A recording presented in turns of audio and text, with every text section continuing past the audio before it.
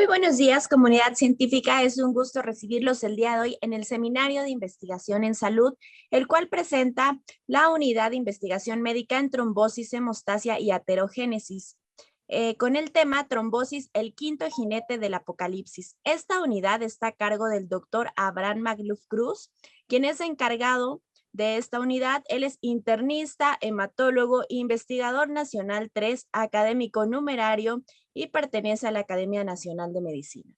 Antes de cederle la palabra al doctor, les platico que la trombosis es la causa número 1 de muerte en el mundo.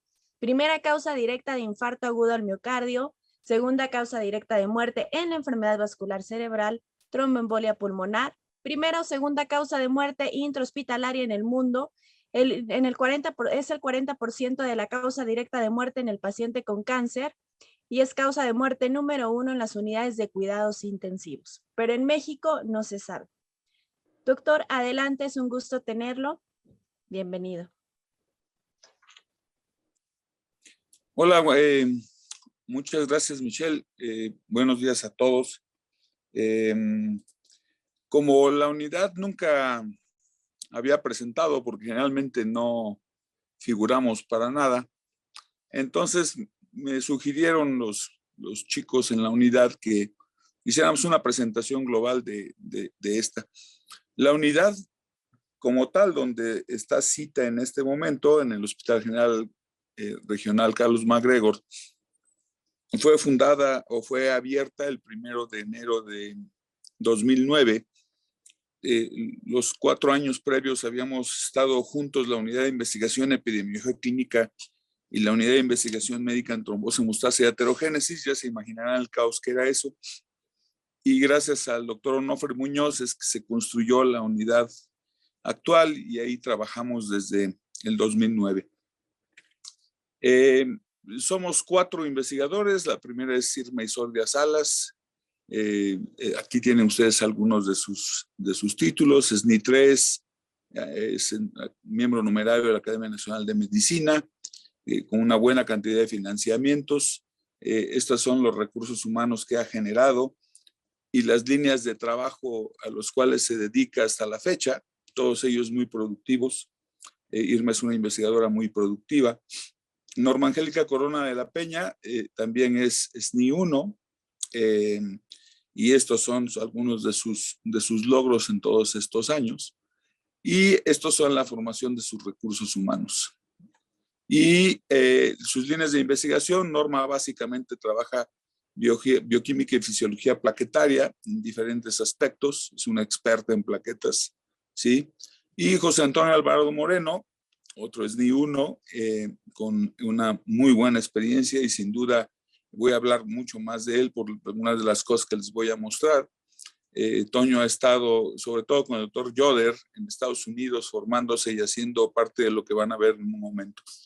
Sus líneas de investigación, básicamente Toño lo que hace es trabajar con células progenitoras endoteliales. Debo decir que no hay más de 6 unidades de investigación en toda América que hagan esto. La única unidad de investigación que hace esto en toda América Latina es precisamente nuestra unidad, y estos son sus recursos humanos, ¿sí? Básicamente, esta pregunta es una prueba de si es posible que una unidad de investigación médica haga medicina translacional. Esto es, grosso modo, lo que hemos atendido de pacientes en la unidad basado en lo que estamos haciendo en todos estos años. Diagnóstico de pacientes con trombosis, atención de pacientes trombosados, diagnóstico de pacientes hemofílicos y atención de pacientes hemofílicos. Es decir, a la pregunta de si es posible hacer medicina translacional desde una unidad de investigación médica, la respuesta es sí, por supuesto que sí. ¿Sí? Tenemos una relación muy importante. ¿Por qué una unidad de investigación en trombosis, hemostasia y aterogénesis? Bueno, porque el sistema de coagulación es una parte fundamental de la medicina moderna y es muy simple, porque la hemorragia y la trombosis son las primeras causas de muerte en el mundo. Sin embargo, la percepción de su trascendencia en México es terriblemente mala, desde la formación de los estudiantes de medicina, en los hospitales, en los médicos, en los químicos y en las autoridades. no tenemos una percepción de lo que es lo que está sucediendo, a diferencia de los países europeos, los Estados Unidos, Australia o Japón, por ejemplo. ¿Por qué es importante entender el sistema de coagulación? Porque tenemos que aprender a evaluar el riesgo hemorrágico, a evitar el uso de productos sanguíneos, algo que es una necesidad toral en nuestros días, para diagnosticar adecuadamente las hemofilias y las trombofilias y, por supuesto, optimizar el tratamiento de estas dos entidades.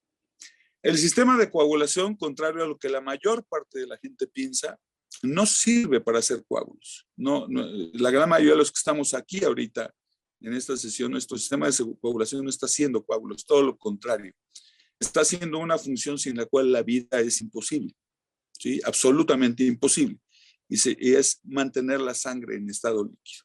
¿Por qué se llama entonces sistema de coagulación? Es una cuestión histórica a la cual me voy a referir un poco más adelante, ¿sí? Porque es muy importante. Y si esto es cierto, pues las únicas dos manifestaciones de las alteraciones del sistema de coagulación, realmente no se necesita ser un genio para hacer coagulación, pues es que el paciente tenga hemorragia o el paciente tenga trombosis. Es muy simple, hacer coagulación realmente muy simple.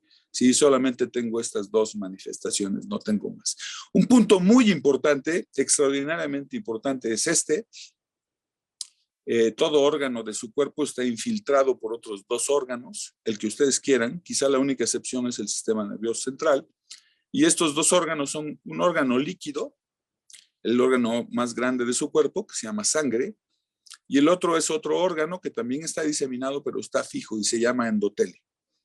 Hoy sabemos que es muy factible que tanto las células endoteliales como las células hematológicas tengan los mismos progenitores o el mismo progenitor. Es muy factible. Y por otra parte, debo decir que esto es una cuestión, un principio básico. Es donde hay sangre, hay endotelio. Y donde hay endotelio es sangre. En condiciones normales, lo único que toca la sangre es el endotelio. Y lo único que toca la cara luminal del endotelio es la sangre. Y este es un concepto extraordinariamente importante aún a nivel del capilar, como les muestro en esta diapositiva. El sistema de coagulación está formado por factores o proteínas procoagulantes y anticoagulantes y por células. Y normalmente lo que la gente cree es que las células importantes son las plaquetas. No, las células importantes son las células endoteliales. ¿Por qué las células endoteliales? Porque precisamente quien se encarga de mantener la sangre en estado líquido es el endotelio mediante estos tres fenómenos: un efecto antiplaquetario, un efecto anticoagulante y un efecto profibrinolítico o fibrinolítico. Si se dan cuenta, cuando tenemos un paciente que tiene un riesgo muy alto de trombosis o ya tuvo una trombosis, le damos un tratamiento antitrombótico y el tratamiento antitrombótico se divide en antiplaquetarios, anticoagulantes y fibrinolíticos. Exactamente las tres funciones endoteliales. O bien, cuando el paciente tiene hemorragia, es que estos fenómenos no están funcionando de manera adecuada. Es el mismo juego, todo depende en qué punto me pongo en el espacio. En términos del endotelio hay que distinguir dos cosas y por eso les presento esta diapositiva. En la parte superior de la diapositiva ustedes ven el endotelio, en la parte inferior de la diapositiva ven que ese vaso está denudado de endotelio y entonces arriba del vaso lo que estamos viendo es un endotelio que no sirve, es decir, es disfuncional, es disfunción endotelial, mientras que abajo he perdido endotelio anatómicamente y a eso le llamamos lesión endotelial, la pérdida anatómica del endotelio. Las dos cosas son terribles porque si no tengo endotelio la sangre se coagula y si tengo endotelio pero no funciona, también esto es así. Y a esto me voy a referir muchísimo, les pongo este ejemplo. Este endotelio tiene todo el tiempo efectos vasoconstrictores y vasodilatadores, anticoagulantes y procoagulantes, antiproliferativos y proproliferativos, proangiogénicos y antiangiogénicos, antiinflamatorios y proinflamatorios, y regula siempre perfectamente la permeabilidad.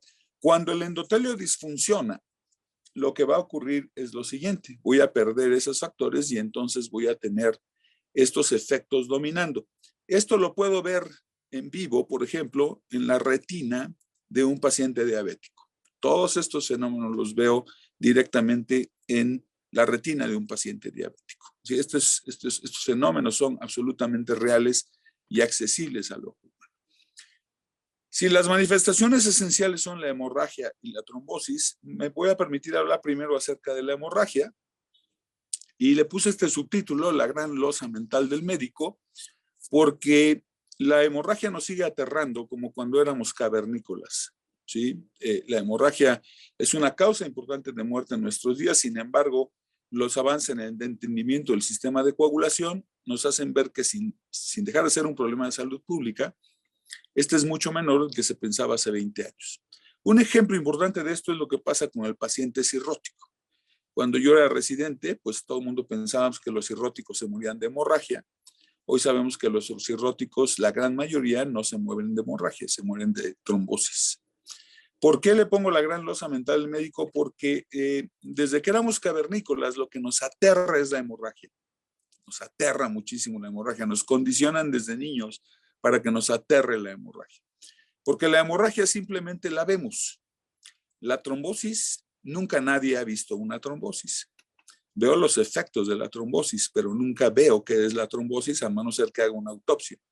Sin embargo, la hemorragia la veo todos los días. La palpo, el cirujano, el anestesiólogo, se aterran con la hemorragia, pero realmente en nuestros días lo que nos mata es la trombosis. Esto es alguna de las contribuciones que hemos hecho los últimos años en el campo de la hemofilia.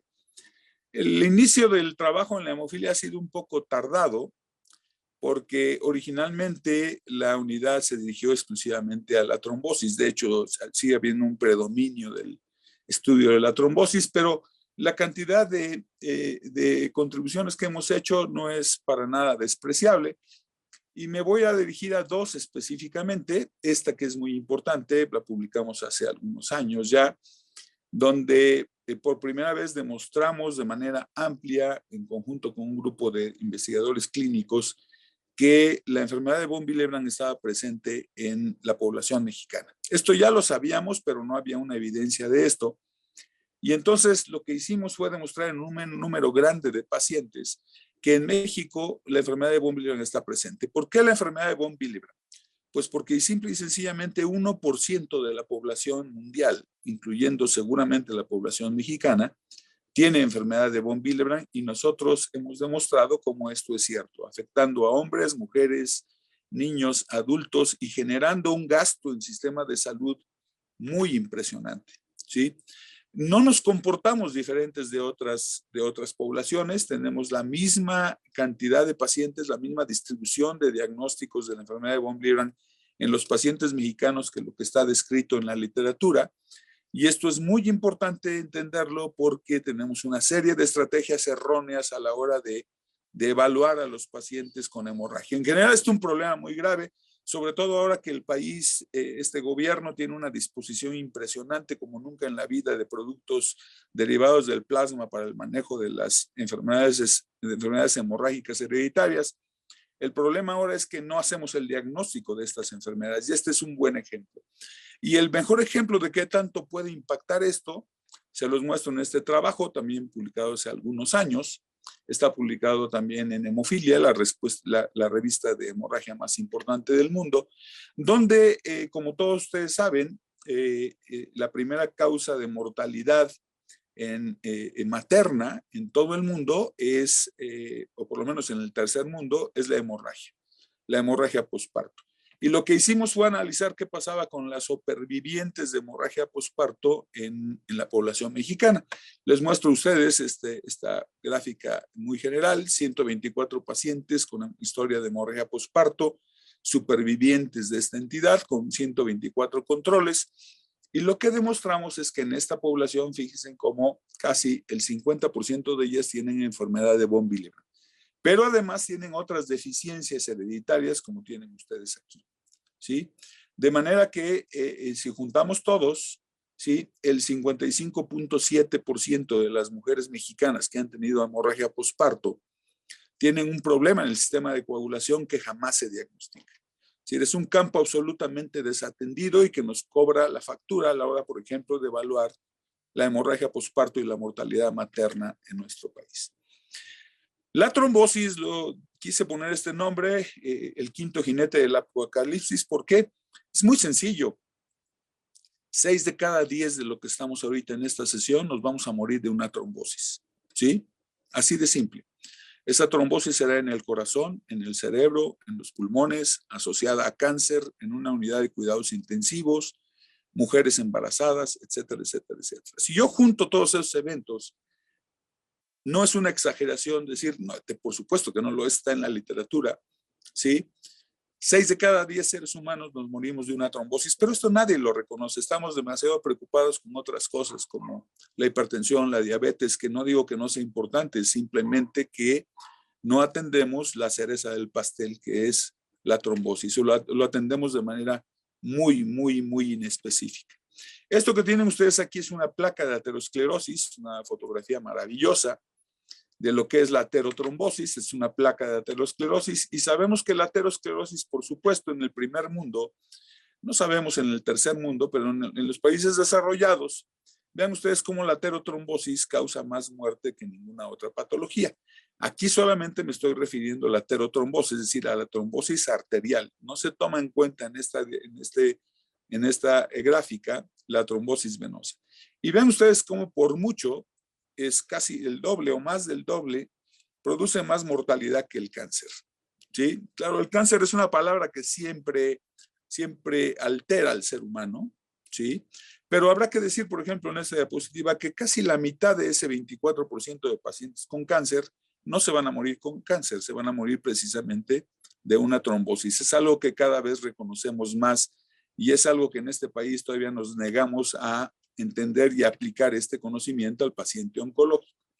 En la aterotrombosis, estas son las 3 manifestaciones esenciales: en el cerebro, el infarto cerebral; en el corazón, el infarto agudo de miocardio; y en los miembros inferiores, lo que llamamos la isquemia crítica de miembros inferiores, donde el común de estos 3 eventos es precisamente la aterotrombosis. Es un fenómeno cuando un paciente tiene problemas en el corazón, también tiene problemas en el cerebro, también tiene en las piernas. ¿Por qué? Pues porque es un fenómeno generalizado. A estas alturas de la vida, todos los que estamos oyendo esta plática, todos tenemos placas de aterosclerosis, ¿sí? El problema de la aterosclerosis empieza en el 4.º mes de vida intrauterina y se desarrolla a lo largo de nuestra vida, generando una gran cantidad de morbimortalidad. ¿Qué tan importante es el trombo en esto? Y me permito ponerles esta diapositiva de este trabajo ya viejo, pero les ejemplifica muy bien algo acerca de lo que les estoy mencionando. ¿Qué tanto en los síndromes coronarios agudos, que concebimos como la primera causa de muerte en el mundo? Esto quizá no sea así, quizá en los próximos años veremos algunas cosas diferentes, pero ¿qué tanto el trombo está angiográficamente en estos pacientes que están leves, moderada o gravemente enfermos? ¿Sí? Vean ustedes la presencia del trombo, la activación plaquetaria, la oclusión coronaria aguda y por supuesto la mortalidad. Y el determinante fundamental de este tipo de eventos, pues es la presencia o ausencia precisamente del trombo.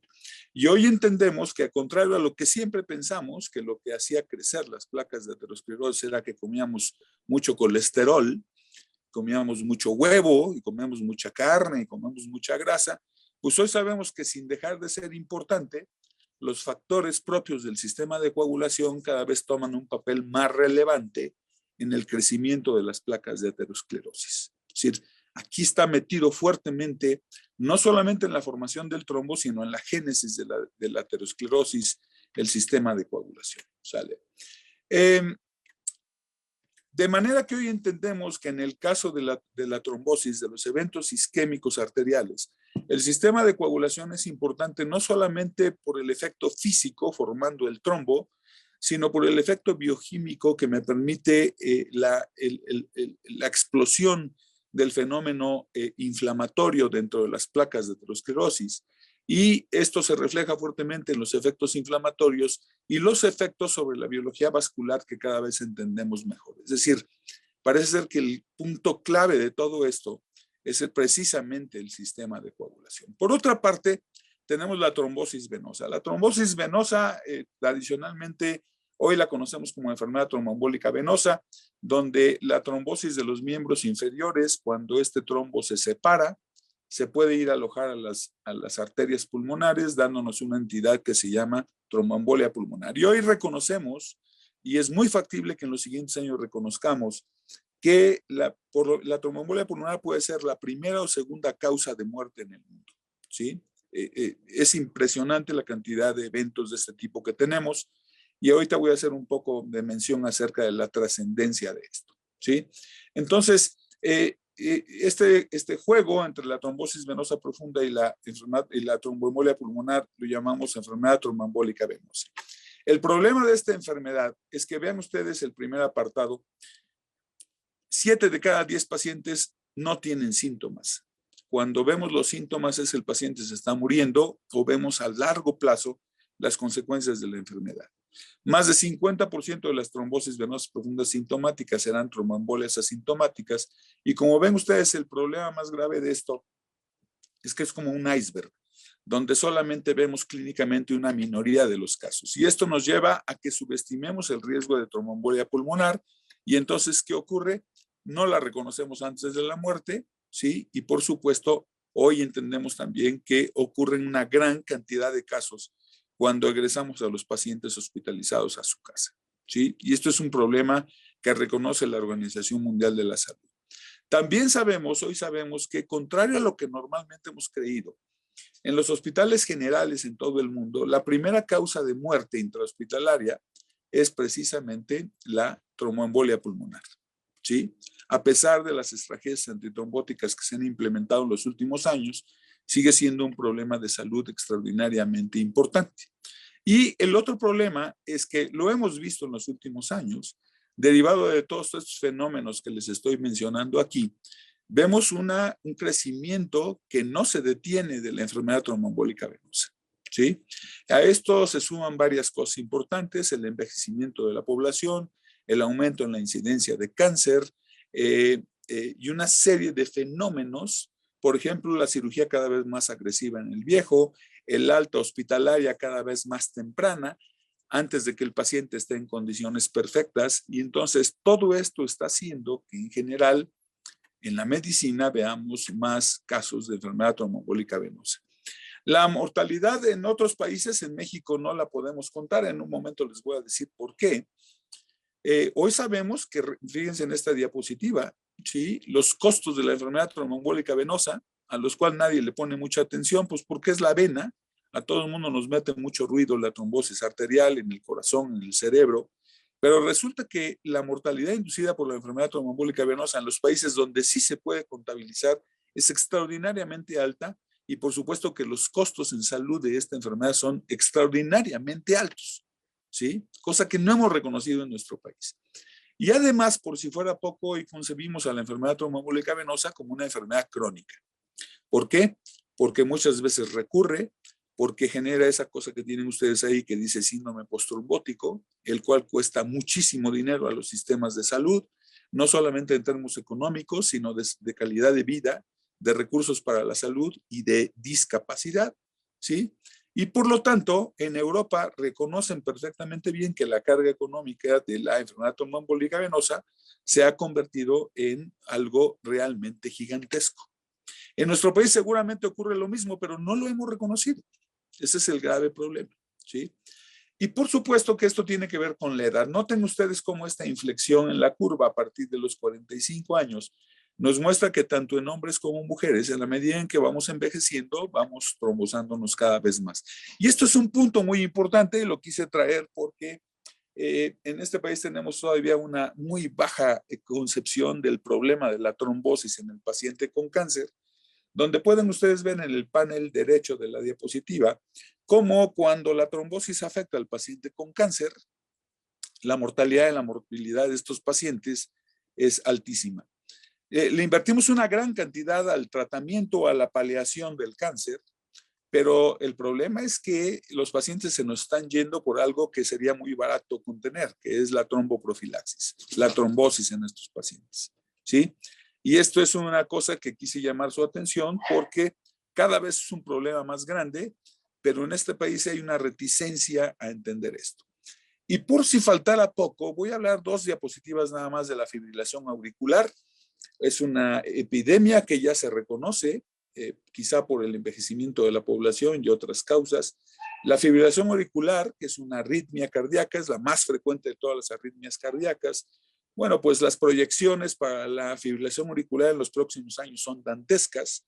Vamos a tener millones de pacientes con fibrilación auricular, en los cuales una de las dos piedras angulares del tratamiento es la anticoagulación. ¿Por qué? Porque el problema fundamental de la fibrilación auricular es el embolismo hacia el cerebro.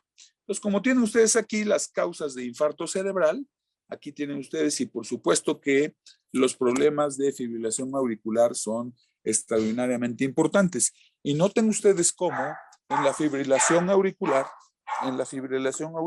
noten cómo de todas, la fibrilación auricular me deteriora la calidad de vida de los pacientes, ¿sí? No solamente la calidad de vida, sino la cantidad de vida. Es decir, cuando el paciente desarrolla fibrilación auricular, como pueden ver ustedes en estos dos paneles, ya sea antes de los 75, después de los 75 años, la aparición de la fibrilación auricular influencia la mortalidad. ¿Y por qué la influencia? Fundamentalmente, básicamente porque la incidencia de enfermedad vascular cerebral embólica aumenta de manera muy drástica.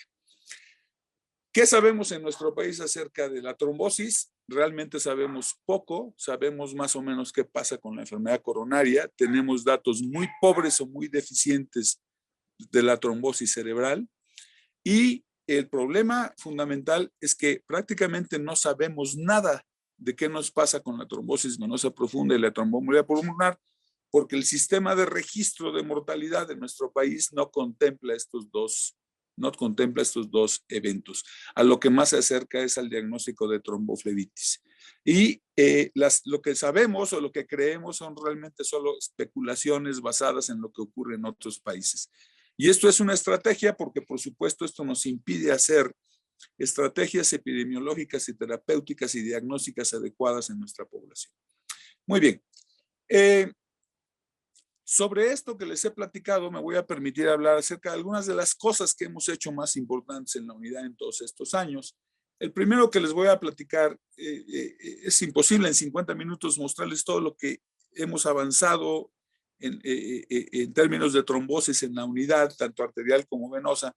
Me voy a permitir pasarles a esto. Miren, cuando los antagonistas de vitamina K son los anticoagulantes preferidos o han sido por mucho tiempo los anticoagulantes, la estrategia terapéutica para las trombosis venosas, para la fibrilación auricular.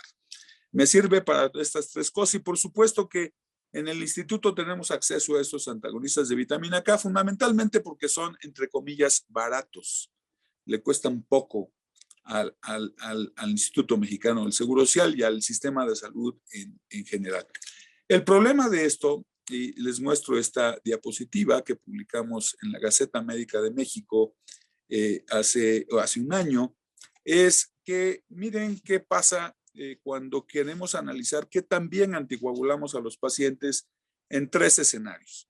En el Hospital de Cardiología del Centro Médico Nacional, en el servicio de cardiología del Hospital Carlos Magdaleno y en una clínica de anticoagulación. Las barras blancas es el porcentaje del tiempo que los pacientes pasan bien anticoagulados en estas tres instancias. Es decir, a eso le llamamos el tiempo en rango terapéutico, TTR. Y noten ustedes el porcentaje pobrísimo de anticoagulación efectiva que tenemos en estos dos escenarios, que son el Hospital de Cardiología y el Servicio de Cardiología del Hospital Carlos Magdaleno. Y esto que tienen ustedes aquí, las últimas barras, es una clínica de anticoagulación. Por supuesto que ustedes aprecian inmediatamente la diferencia abismal que existe cuando el paciente se maneja en una clínica de anticoagulación y cuando se maneja de una manera aislada en un consultorio o en varios consultorios. Esto que les muestro ahora son unos datos que estamos terminando en este momento. Ahora lo que tienen ustedes aquí es el análisis de más de 12,000 pacientes anticoagulados en 18 estados de la República, donde se comparan nuevamente lo que sucede en los servicios de consulta externa general, en la hospitalización y en 5 clínicas de anticoagulación del Instituto Mexicano del Seguro Social, de la Secretaría de Salud y del ISSSTE. Como pueden ustedes ver, sin duda, la diferencia entre las clínicas de anticoagulación y lo que se maneja rutinariamente es abismal. Y quiero llamarle su atención a esto. Si solamente el 12% de los pacientes que estamos anticoagulando en este país están recibiendo una buena anticoagulación, pues todo indica que nada más estamos haciéndole al loco con la anticoagulación, ¿sí? Es terrible lo que estamos haciendo en este país. Y cuando analizamos, por ejemplo, qué pasaba con las válvulas cardíacas que requieren una intensidad de anticoagulación diferente, pues el escenario es muy parecido, ¿sí? Fíjense, por ejemplo, las 4 primeras semanas de tratamiento, cuando un paciente ha tenido una trombosis y estamos manejándolos con antagonistas de vitamina K, miren ustedes los porcentajes de estos pacientes, cómo se comportan los pacientes, es decir, cuál es el porcentaje de pacientes que está bien anticoagulado. Y por supuesto que ustedes pueden ver estos datos terribles. No estamos anticoagulando de ninguna manera bien a los pacientes, ¿sí? Si analizamos por algunos servicios, ven ustedes en cardiología, en cirugía de corazón, en cirugía de cardiotorácica, en angiología, en medicina interna, ¿sí? O en una clínica de anticoagulación, por supuesto que ustedes pueden ver de manera absolutamente objetiva que el tratamiento en las clínicas de anticoagulación es totalmente diferente en términos de eficiencia. Y un problema muy importante es que vean esto, cómo los especialistas anticoagulamos. Y anticoagulamos realmente muy mal, terriblemente mal. O sea, le damos el anticoagulante al paciente pues porque así me dicen que lo tengo que hacer. Pero noten ustedes las barras en rojo, como en general la anticoagulación de los pacientes en este país es pésima en el sistema de salud. Y esto, por supuesto, que tiene consecuencias altísimas para el paciente, que es lo más importante, pero también para el sistema de salud, porque es como la víbora que se come la cola.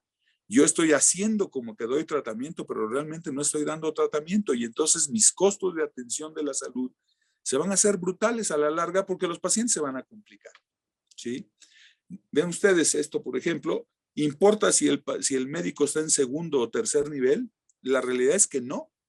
Se anticoagula igual de pésimo en el segundo que en el tercer nivel, ¿sí? El hecho de que el paciente esté en el tercer nivel no asegura que se anticoagule bien, ¿sí? Esto es muy importante, ¿sí? Y en esta comparación nacional, pues les muestro algunas cosas importantes también por especialidad. Noten ustedes estas 2 especialidades, oncología y reumatología, como prácticamente, ¿por qué no anticoagulan bien? Pues básicamente porque ven a los pacientes 1 o 2 veces al año. Hombre, créanme que eso es imposible anticoagular bien en un paciente viéndolo 1 o 2 veces al año. Para que esto sea efectivo, noten ustedes aquí, las clínicas de anticoagulación tienen que ver al paciente en promedio 11 veces al año. Estamos hablando de casi cada 4 semanas. Esto es acerca ya no de la intensidad de la anticoagulación, sino de la calidad de la anticoagulación. Y noten ustedes, si cuando analizamos en los pacientes, si se le dice qué tiene que ocurrir en todas instancias, qué medicamentos no puede tomar, qué dieta debe llevar, qué pasa con las inyecciones intramusculares, etcétera.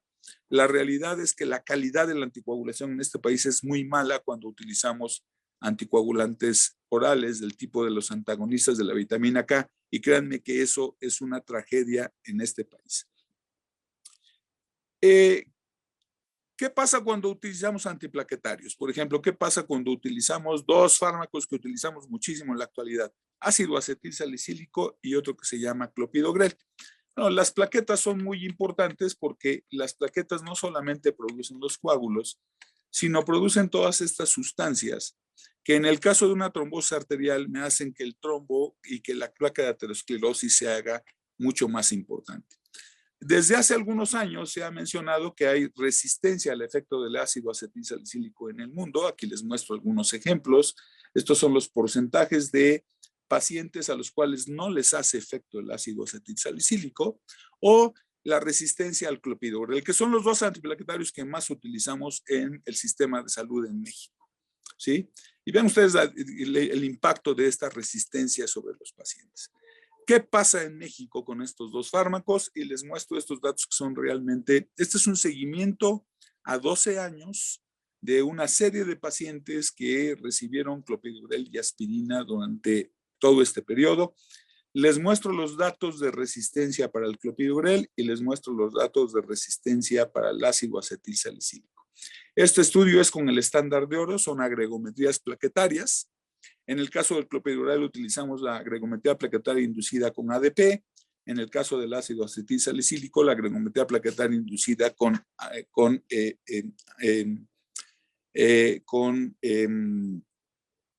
ácido araquidónico. Lo que ustedes pueden ver en esta diapositiva es como al año de tratamiento, casi 50% de los pacientes mexicanos ya no les sirve el clopidogrel. Mientras que a 12 años, esta diapositiva se les podría haber puesto a 12 años, prácticamente no existe resistencia al ácido acetilsalicílico en nuestro país.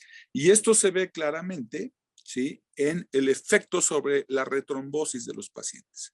Noten ustedes cómo los pacientes con ácido acetilsalicílico, comparados con los pacientes con clopidogrel, tienen una tasa mucho menor de retrombosis, ¿sí? Esto hoy sabemos, derivado de los datos de Aurora de la Peña en el Instituto Nacional de Cardiología y de Irma Isordia Salas en la unidad, que esto tiene una traducción genética. Es decir, los mexicanos tenemos muy poca resistencia al ácido acetilsalicílico porque nuestra genética afortunadamente nos permite no hacernos resistentes con el ácido acetilsalicílico. La Virgencita de Guadalupe nos cubrió con su manto sagrado y nos permitió que el ácido acetilsalicílico, un medicamento extraordinariamente barato, nos sea útil a todos los mexicanos. Y esto es otra cosa también muy importante que hemos demostrado en la unidad, estos mitos acerca del uso de la aspirina en la población, que si produce anemia, que si produce leucemia, que si tira las plaquetas. Esto, como pueden ustedes ver, a lo largo de 6 meses, tenemos los datos hasta 10 años de tratamiento, pues esto no es para nada cierto, ¿sí? Además, esta es una tesis de maestría de Leoína Cordero Zúñiga. ¿Qué pasa cuando el paciente se infarta y pasa de las unidades coronarias a los servicios generales de cardiología? Pues algo muy frecuente es que se les quite el ácido acetilsalicílico y se les deja clopidogrel, quizá porque como el ácido acetilsalicílico es muy barato y el clopidogrel es más caro, pues debe ser porque el clopidogrel es mejor. Pues resulta que cuando Eloína Cordero Zúñiga hizo este análisis, pues cuando los pacientes pasan a los estudios de cardiología, tampoco hay resistencia al ácido acetilsalicílico. Y esto es una cosa que deberíamos cambiar absolutamente en nuestros servicios de cardiología en el Instituto Mexicano del Seguro Social. Y la otra cosa es el diabético mexicano, que es un gravísimo problema de salud y que hoy en la actualidad se sugiere que todo diabético tome ácido acetilsalicílico, que tanto se ha descrito en algunas poblaciones que la diabetes induce resistencia al ácido acetilsalicílico. Esta es la tesis de maestría de Carlos Porras Contreras, y lo que él demuestra es una serie grande de pacientes con diabetes y sin diabetes, como tampoco existe la resistencia al ácido acetilsalicílico en el diabético mexicano. Es decir, sería imperdonable no dejarle ácido acetilsalicílico a la gran mayoría de los pacientes diabéticos en este país, ¿sí? Y otras cosas que hemos demostrado a lo largo de estos años es cómo está la trombofilia hereditaria, los problemas hereditarios propios del sistema de coagulación en nuestro país. Esto es lo que se ha descrito en los casos con trombosis venosa profunda y la población general para diferentes entidades, como tienen ustedes aquí. Y hoy sabemos que en México tenemos un patrón trombofílico muy específico dado por nuestra genética muy específica también, ¿sí? Lo que les resalto en azul tenue son las entidades que hemos encontrado que en este país se asocian específicamente en la población mexicana con enfermedad tromboembólica venosa, ¿sí? Que son estas que tienen ustedes aquí.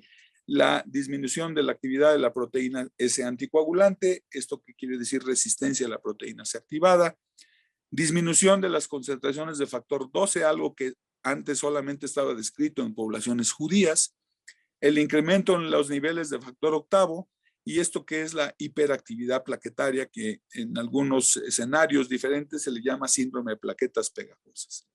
El incremento en la concentración del factor de von Willebrand, ya les había hablado acerca de la enfermedad de von Willebrand como entidad en la cual está deficiente este factor. Aquí el problema es que está alta la actividad de este factor y eso es muy frecuente en nuestra población. y la disminución del aumento de los niveles del inhibidor del activador tisular del plasminógeno.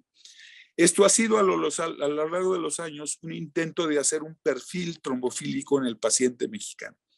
Y en términos muy específicos de biología molecular, noten ustedes lo que hemos encontrado en los últimos años para todas estas mutaciones. Por ejemplo, lo que hemos encontrado para estas dos enzimas encargadas del metabolismo de algunas enzimas tiroideas, ¿sí? Estas son enzimas plaquetarias, el factor de von Willebrand, el factor 7, y hemos encontrado un perfil específico para la población mexicana, ¿sí? Esto es específicamente en algo que Toño Alvarado llegó a hacer a la unidad hace algunos años, llegó a ver qué tanto, cómo estaba el endotelio en el paciente mexicano y si había que analizarlo específicamente. Y Toño es un pionero en América Latina en esto, porque él empezó a demostrar que en los pacientes que tenían trombosis venosa comparado con donadores sanos, las células progenitoras endoteliales, las células encargadas de renovar al endotelio, a nuestro endotelio, pues están totalmente disfuncionales en estos pacientes, ¿sí? Aquí tienen ustedes, por ejemplo, el número de células detectadas por 100 mililitros de sangre periférica entre donadores y pacientes con enfermedad trombólica venosa. Y aquí tienen ustedes en cultivo el tiempo de aparición. Y por supuesto que aunque tenemos más células, el tiempo de aparición es menor, ¿sí? Y lo que les muestro aquí es, vean ustedes cómo empieza a encontrar Toño hace algunos años algunas alteraciones muy importantes en la fisiología de estas células. Por ejemplo, la capacidad de hacer colonias de manera adecuada está perdida y la capacidad de hacer vasos, esto es un procedimiento donde se utiliza una cosa que se llama matrigel, es una matriz en la cual las células endoteliales pueden hacer vasos, como pueden ustedes ver aquí. En el paciente con trombosis está totalmente deteriorada y ha llegado hasta esto que es la microscopía electrónica, donde pueden ustedes apreciar cómo las mitocondrias de los pacientes con enfermedad tromboembólica venosa están totalmente deterioradas, ¿sí? Y haciendo cosas todavía más profundas, pues lo que hoy ha encontrado Toño es como los pacientes con trombosis tienen un incremento en la apoptosis de estas células y tienen una señalización inflamatoria totalmente diferente. Para terminar, voy a mostrarles algo de lo que hemos hecho directamente aplicado a la clínica en estos años de la pandemia. ¿Qué hemos hecho? Bueno, este concepto que separamos por mucho tiempo, inflamación y coagulación, créanme que este término estaba acuñado desde el siglo XIX. La comprensión de que inflamación y coagulación son lo mismo, porque cada vez que se activa la inflamación, se activa la coagulación y viceversa, en un intento de hacer la reparación del daño tisular. Lo que hoy entendemos es que el órgano clave en este fenómeno de inmunotrombosis es el endotelio, porque sobre el endotelio descansan precisamente los dos eventos. Y en el caso del COVID entendimos que aunque la infección es pulmonar o alveolar esencialmente en el principio, una vez que el virus pasa a la sangre, ocurre un fenómeno muy importante porque en la sangre van a utilizar el receptor AT2 sobre todo para entrar a las células y la célula que más receptores AT tiene es precisamente el endotelio. Y entonces el COVID-19 en lugar de ser una enfermedad alveolar como al principio, se convierte en una enfermedad sistémica donde está afectando a este órgano diseminado en todo nuestro cuerpo que es precisamente el endotelio y lo va a hacer disfuncionar. Esto lo publicamos, Toño Alvarado y yo muy al inicio de la pandemia cuando veíamos o creíamos ver qué estaba pasando, por qué nos estaba yendo tan mal con el COVID en este país y concluimos y publicamos esto, mientras que en otras poblaciones, como ven ustedes aquí, los factores de riesgo cardiovascular son mucho menores. Este problema de la obesidad en este país nos hacía que de entrada la población mexicana tuviera un riesgo más alto. Y si lo que cuantificamos es la disfunción endotelial, al final todo paciente obeso termina con disfunción endotelial. La hipertensión, la diabetes, la dislipidemia acaban generando finalmente disfunción endotelial. Pues obviamente que el ataque del COVID se iba a manifestar más temprano en los pacientes mexicanos más gordos que en los pacientes europeos o en los pacientes orientales, ¿sí? A la larga, lo que nos ha mostrado la experiencia es que teníamos razón. ¿Por qué? Porque hoy entendemos que realmente, y les muestro en esta diapositiva, cómo el problema esencial e inicial es que cuando el COVID nos pegaba, esto por supuesto hoy se ha modificado radicalmente con la vacuna, pero entendimos muchas cosas y confirmamos muchas cosas que eran una sospecha, como que en un endotelio previamente alterado, por supuesto que era pasto mucho mejor para la aparición de la disfunción endotelial por el COVID, y aparecía una cosa muy importante. ¿De qué entendemos hoy que por lo menos en las primeras olas de la epidemia los pacientes se nos murieron? Se nos murieron básicamente de trombosis. ¿Por qué? Muy simple, teníamos disfunción endotelial. Y si recuerdan, quien se encarga de mantener la sangre en estado líquido es precisamente el endotelio. De manera que Toño volvió a tomar a estos pacientes, Antonio Alvarado volvió a tomar a estos pacientes, y entonces empezamos a analizar qué pasaba con el paciente con COVID en términos de las células progenitoras endoteliales, es decir, la capacidad de recuperación del endotelio en los pacientes mexicanos.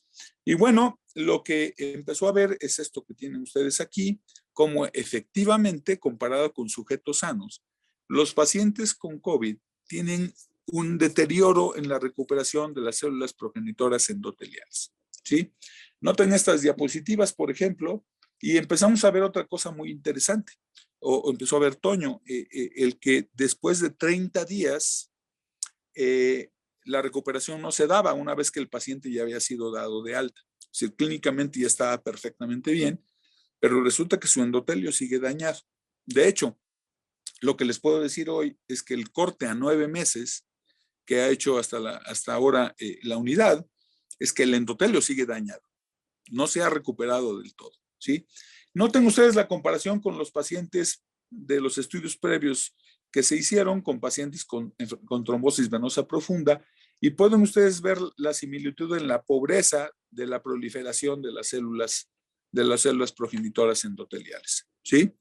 Y cuando incubábamos, esto fue un experimento muy interesante, porque ahora lo que hacía José Antonio era incubar las células normales con plasma de los pacientes con COVID, y ven ustedes los efectos interesantísimos que ocurrieron cuando estos estudios se hicieron de esta manera. Es decir, todo indicaba que había algo en el plasma de los pacientes con COVID que en las células, una vez que ya se hubiera recuperado el paciente, inducían un deterioro de la función de estos pacientes, ¿sale? Y esto les mencionaba yo, como muchos meses después de la recuperación clínica de los pacientes, las células progenitoras endoteliales siguen completamente deterioradas, ¿sí? Aquí tienen ustedes, por ejemplo, a 12 meses, la función de estas células no se ha recuperado del todo. Y entonces dimos un siguiente paso. Con todo este amarillismo que empezó a salir acerca de si la vacuna podía producir problemas graves en la salud y si las vacunas podrían producir trombosis porque el COVID había producido trombosis, pues empezamos a ver que efectivamente hay cierto impacto de las vacunas sobre las células progenitoras endoteliales, pero que este impacto sin duda es mucho más corto, mucho menos intenso y es casi siempre absolutamente reversible, ¿sí? Esto es más exactamente de estos hallazgos que hemos visto, y como ven ustedes, la incubación con plasma de pacientes deteriora mucho el endotelio. Esto es muy importante porque algunos de ustedes recordarán que cuando no sabíamos ni qué hacer con los pacientes, porque desconocíamos todo, a algunas mentes brillantes se les ocurrió empezar a ponerles plasma de pacientes recuperados a los pacientes con COVID. Hoy entendemos que esto lo que hizo fue acelerar la muerte seguramente de muchos pacientes en los cuales se intentó esto. ¿Por qué? Porque como estamos viendo en estas diapositivas, la incubación de células normales con plasma de pacientes recuperados tenía efectos desastrosos sobre estas células. Y la otra cosa importante que hicimos junto con el servicio de hematología del Hospital Carlos MacGregor fue que propusimos las dos primeras propuestas para el manejo anticoagulante del paciente con COVID. Les muestro en esta diapositiva esta, que es la propuesta para adultos. Tenemos una propuesta para niños también, las dos publicadas. Y hoy sabemos que en el país una gran cantidad de hospitales siguieron estas guías de manera muy importante. la piedra angular hoy entendemos que la piedra angular del tratamiento de COVID eran dos cosas simplemente.